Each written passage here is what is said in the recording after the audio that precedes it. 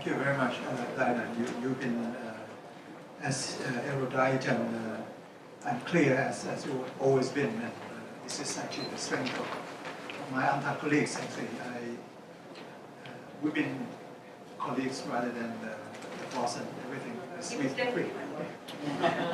We used to work together in the same floor and the same office actually before Diana moved to greener pasture with our globalization division. Before I go on, let me remind you of one very important message today. I look at the picture this morning of Mr. Ban Ki-moon.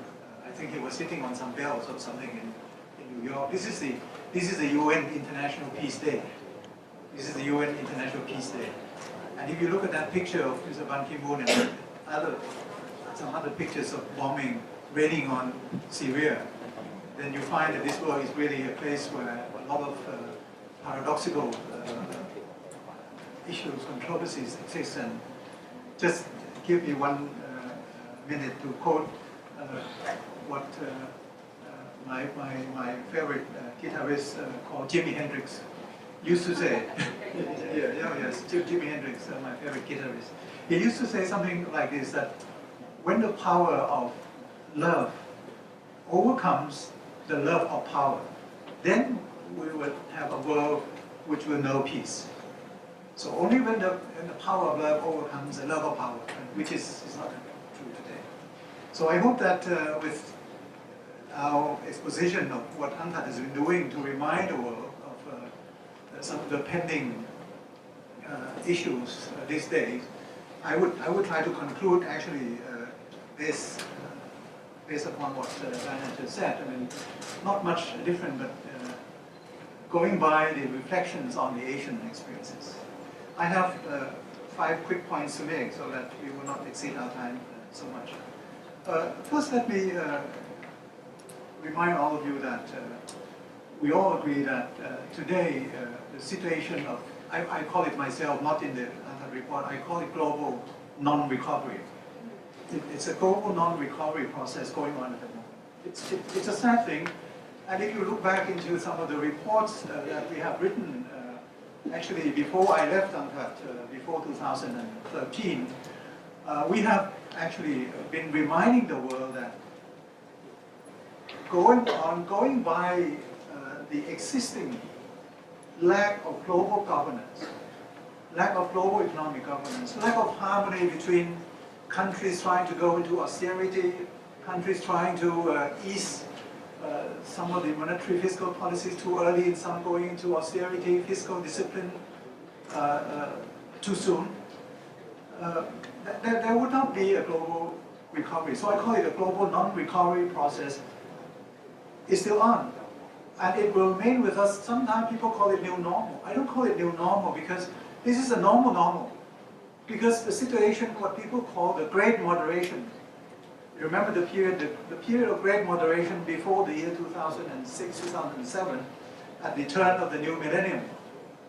It's a Great Moderation because of the fact that the financialization process has been going on too intensively. So people actually went into huge debts all over, at the country level, at the corporate level, and also at the household level, particularly at the household level. So the Great Moderation period was exceptional. That was not normal. Now is a normal. Now we are trying to take people out of the financialization process that has been mentioned so often in UNCTAD reports as warning. So I think I would emphasize the first point, that we are not out of the woods yet, as Diana has been pointing to us. It's still living dangerously. This year, I think even worse than last year, and the next year, although people like the IMF keep saying that things will improve always, all the time, they err every time. They have actually produced optimistic reports, over-optimistic, so that later on they can use 3-4 times in a year to correct the reports every year. Unlike us at the UN, that people always accuse us of being a dismal forecaster. But we are more realistic, I think we are more realistic and closer to the fact as always. But people disregard that. So this is my first point. Don't disregard what Diana just said and what this report just said. Because we are still in the global non-recovery process, and the global governance is dysfunctional. The G7 is dysfunctional. the G20 for me is dysfunctional. It's not said in this report, I'm saying it on my own. This is my own responsibility. Don't quote that. This is true. The second point, the lack of harmony, lack of flow. You can look at the what is it, Issei Shiba or something like that, the last G7 meeting in Japan. You know what they were talking, the 7 countries there? They were sharing up Mr. Cameron about the pending Brexit vote. Everybody was saying Brexit cannot happen. That they have to keep Britain in the Euro, in the EU. IMF came out and say that, World Bank came out and say that, and all the G7 meeting in Isoshiba or something in Japan in July or August, they were cheering up Cameron instead of looking at the way to forge certain global action so that we can have some likelihood of coming out of this non-recovery process. And China was not invited. China is the second largest economy in the world, the largest trading nation in the world. They were not part of the Japan's G7. That's why I call it dysfunctional. I call it even worse than that. I used to quote some of my friends' remark, economists' remark, and Dinah may have heard of this. We like to call the situation hopeless. The situation is hopeless, but it's not serious. It's hopeless, but it's not serious. But this is the situation at the moment. Now, the second point I want to make is that, again, this report doesn't say it in so many words, but I'm saying this myself. I think that after the Great Recession, 2007, 2008, we have resorted to, excessively, to the so-called demand-based policy, demand management policy, the so-called Keynesian policy, too much demand management. What happened? A lot of pumping in money, a lot of QEs, QE1, QE2, QE3s. And all the QEs were doing was to push for more inequality because QE pushed for the overvaluation of asset prices. One of these days you would see reports coming about that to warn you that asset prices since the QEs have come out in 2007 and 8 and 9 and now being done, the same thing repeated in Japan, being repeated in Europe, all they produce is to actually have the overvaluation of asset prices, exacerbating the inequalities that already exist in the world. Nothing more than that, because it has not produced the kind of recovery that we're seeing, no sustainable recovery. What more than that, all this demand management approach produced by advanced economies, industrialized economies, have produced adverse effects on the emerging economies. So why post-crisis, emerging economies were doing well to try to help actually tide over the top of some waters, they were hit also by the kind of non-existence of the harmonized policy. So at the moment since last year, we are seeing that not only advanced economies are not growing, the emerging markets are also not able to grow as well. So we are having the best of all the worlds at the moment, that the drivers of the global economies are all gone. So even China is rebalancing, and the rebalancing exercise in China, as you know, it's going to take longer than they expected. India is coming up a little bit, but India is not a trading nation. So India is just more inward-looking, trying to restructure its own self. And the BRICS is just, I would say at the moment, also non-functional. The BRICS are not, it's not functioning anymore. So my second point is that the excessive application of demand management policy post-crisis has led to the situation of non-recovery at the moment. That is why this report of UNCTAD is so important. Because this report of UNCTAD, as Dinah has stressed, it emphasizes the word structural transformation. Structural transformation coming from the supply side. Coming from the supply side. It doesn't say so, but this is again, my own interpretation. But this is reflected throughout the whole report. And the supply side consideration is now taking on more importance. If you look into the document of the UN 2030 Agenda 2030, you know Agenda 2030, this is the Sustainable Development Goals to be reached by 2030. They have 17 goals. One of the goal number 9, is about sustainable industrialization. We never said it before, but this is being said at the moment. It's been said by UNCTAD. It's now being said at the UN side. And this is Agenda 2030, goal number 9. The IMF, which normally have always led us into the woods, are now changing rethinking their approach. I'm very pleased to see in our report that UNCTAD mentions that IMF is rethinking their approach to macroeconomic adjustment, right? You were mentioning in this report, from just narrow discussion of structural reform that promotes only liberalization and deregulation. This has been the fault of IMF. Just deregulation, liberalization. I don't know where it led to. It led to nowhere. But now they're looking at more the diversification of economic structure, of the more sophistication of economic activity, which aims at productivity increase, more and better jobs, boosting household income, and fostering technical growth. So what it means is that IMF is turning away from the demand management side, to look more at supply side, which is not their fault. They're not the World Bank, they're not a trading organization like the WTO or UNCTAD.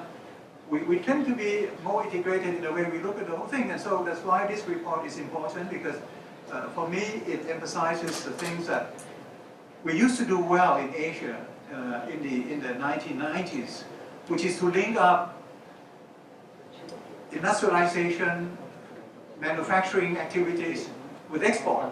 You remember in the 1990s, we became more active in manufacturing, raising the share of manufacturing, as Diana was saying, from something below 10% to more than 25% in those periods. And we became one of the world's largest manufacturers. And that has led into the process of maturing of economies throughout Asia, for us to become a larger, to take on larger share of manufacture exporters around the world. Productivity increase has been staged all over the place in Asia. So that is my second point. From demand management to supply side structural transformation is much needed. The third one that I would like to actually recap what Diana just said based on this report is a lesson from the past. Lessons from the past actually used to tell us that there was a nexus between profit and investment. This is clear. I mean, when you have profit, you pay out profit, you reinvest the profits. But the very important thing that UNCTAD is now emphasizing in this report is the fact that there is no more this nexus between this profit and investment. And I think that, I don't know whether, I think I saw this term, they call it capital destruction. Say something like capital destruction? Yes. I like this term very much. You should remember this term. This is capital destruction. Why? Because there is an ongoing process of what UNCTAD calls corporate financialization, which is a very good term. You have to remember this term. We used to find financialization in the macroeconomic situation, where people just borrow their way out of difficulties, where governments spend their ways out of difficulty, where banks try to find high profitability rate by conceiving of new papers, new means of finding more profits, but not generating any real investment. So that was financialization at the national level. But at the moment, what we see, and this is the point which I think it's very important, because this is at the moment there's a corporate financialization going on. There's a process of capital destruction. Why? Because people have profits, they all pay out what UNCTAD calls shareholder primacy. It's not stakeholder primacy, it's shareholder primacy. People would like to see short-term this and short-term return. And this is really the big problem in Asia and also in our own country, in Thailand at the moment. Although when I say this, I have big arguments at home with my own son, because he's operating in the stock market. Yeah, we have argument here from time to time, not every day because he doesn't live with us, but when I see him, he said, "Dad, you keep a bit low," because your comments on the way you were talking about this shareholder primacy and capital destruction and short-termism is not doing the stock market. But I do see that although the return on the investment in the companies are not going up, they are paying higher shares of dividends just to maintain the price level. Very short-termism, very stakeholder primacy, and this is actually why there is difficulty at the moment. That experiences in the past, we used to have a lot of investment into productive capacity that lead to us becoming efficient manufacturer, leading us into becoming very competitive trading nations in industrial goods. It's not there anymore. And a lot of, it's not only financial institutions, but people and also non-financial corporate society, they invest more into financial assets rather than into real assets. Generating productive investment, technological change, R&Ds, innovation, skill training and things like that. That's all. So this is one point that I would like to highlight and say that we have to change that mindset here. Really, it's still this mindset of short-termism that would lead us astray from the kind of the need to be accumulating productive assets and real investment. The second point within my third point is about the nexus between manufacturing activities and trade.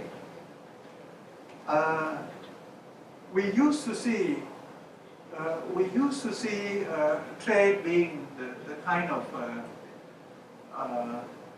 generator of more specialization. Trade used to help us to specialize more and to enhance our productivity.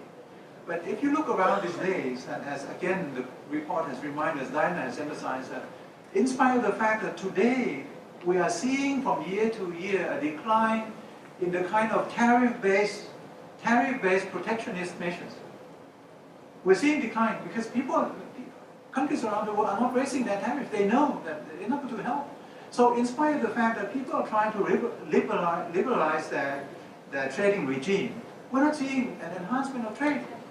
Because trade growth at the global level today, since the last few years, UNCTAD mentioned 4 or 5 years already, has been coming down under the rate of growth of global output, which is abnormal and unhealthy. Because trade is not being used as a means to help promote the kind of income generating and particularly productivity enhancing activities. So this is also lacking, and therefore UNCTAD works on some of the, I think, very productive, very useful emphasis. And I would end now. Actually, they recommend a few things which there are many more things that Diana talked about, but let me focus on a few things that we should also learn back in Thailand. The first one is about the return of the so-called industrial policy. UNCTAD has always mentioned Asia as a land where people intentionally practice industrial policy to bring us out of the agrarian society into agriculture, industrial policy economy. It's true industrial policy, and this is lacking at the moment. Of course, we try to pick winners. It's not picking winners, and as the slideshow, it's not picking winners, but it's a rethinking. It's the approach that governments will have to be very ambitious in setting our goals. What UNCTAD would call radical comparative advantage defying measures. You see, the old traditional economic recommendation was still advantageous. If we would go by that, we would remain an agrarian country forever. We would not have automotive industry. Where did Thailand have comparative advantage in car producing in the 1970s and 80s when we actually were very adventurous in pushing for automobile industry? We were not. And even my foreign friends in those days, when I was still in the government, they said Thailand will not make it. You don't have any comparative. Just keep some time, do away with some of the in-the-box thinking and do out-of-the-box thinking. We have to go beyond what we used to do in electronics. Look at what Vietnam is doing. Vietnam jumped over us in not doing the computer-based production manufacturing. What is it? The screen and the hard disk and things like that. They go for the smartphones. Yeah, the iPad and the smartphone, and now we stop. Because we have to jump across this hurdle. And so this is a very important advice that we have to define the gravity. We have to define the gravity, and the gravity is the comparative advantage measures that otherwise we will be okay. We are doing well in terms of food processing. We have to do that anyway.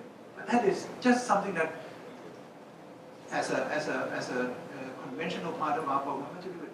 But are we going to jump to, for example, like electronic cars, for example? I don't think we should go for the driverless cars, but electronic cars, we are in the process of doing that. We have to go into it, and very strongly. We have to go into huge production of ethanol-based alcohol, or something like gasoline. Not stop-go kind of policies that sometimes penalize the people who have invested in renewable energy. So this is another point, and I have one or two more points. Just one more point about the way that the past experiences that have led us to believe that joining global value chain has been industrializing influence for us, which is true in Asia. When China was doing well, the global value chain, the regional value chain that emanated from China, has spread all over Asia. Used to emanate from Japan, Korea, from China. But since the value chain from the origin has wilt a little bit, because China is not going to maintain this value chain. The value chain is shifted away from China into Southeast Asia. If ASEAN is not doing well in terms of connecting our economies, as we are supposed to do with AEC, then this value chain will go away. So the value chain helps us at the time that the global economy, global demand is rising. This at the time the global demand is just ebbing, just slowing down. The global value chain just go through a worsening effect. So UNCTAD advice is very crucial. That we need to look at GVC not as a facilitator of industrialization process, but as part of the means to help us to target the way we can add value, to add value to our production. As a means to help to link, not to stay into one compartment of the chain all the time, not to specialize too soon. Because if you look at African economies, when they were linked to the global value chain, they were made to specialize only in primary-based economy, in commodity-based economy, and that is not right. So for us, it's actually making use of the value chain, but for us to own the chain and to graduate from one compartment into the other. And the last point that I just have to make here is that we need to have we still need trade. We cannot say don't. I just saw Jeff Sachs in Manila a few days ago. I was with him in an ADB meeting, and Jeffrey Sachs told me that he said such a stupid thing has been said about the need to shift in Asia from export orientation to domestic demand approach. I said, oh well, things that we've been saying like this all the time. We need some balance, but to shift away from export orientation fully to domestic demand approach he said stupid. He said this is American-based kind of recommendation. Why? He said because in the US first they don't save, and secondly when they save there are no institutions in the US that make use of the savings. That's why they say just based on domestic consumer demand. You cannot do that around here, except for some country as large as Indonesia maybe because they have close to 200 million consumers. But in smaller economies like us, like Malaysia, like Indonesia, we cannot do that. How can we expedite domestic demand without also allowing people to borrow? So what we end up is that we go through this process today is we are trying to be facilitating household borrowings, creating more debts at the household level. And before we know too long, we would be seeing a lot of problems, compressing the economy because the household, because they want to consume, as the government trying to tell us, consume more because give you tax holiday here, you go and be on vacation and spend. This is probably right for short-termism, but it cannot actually help to go through what UNCTAD would say, structural transformation. And I give you this warning that trade is still the means to get out of this business, of this non-recovery. And one of the things that UNCTAD talks a little bit in this, but there's a longer report on this, which is called the South-based market. South-based market or South-South cooperation, which Asia has been involved for so long. Asia has been actually the generator of the South-South trade. This is the way out at the moment. The North-South trade is still there. We have to but South-South trade is something that we need to expedite, and that's why it's so important for the integration in Asia among the Southern European countries together that we can actually expedite the manufacturing process, because the manufacturing trade between North and South is not there anymore, but between South-South I think we are seeing more of this. And we can do this also with other regions around the world. Thank you very much. Thank you. Well, thank you very much, the former Secretary General of UNCTAD as well as the senior economist of UNCTAD, both Dr. Supachai and Dr. Barrow Clough นะครับ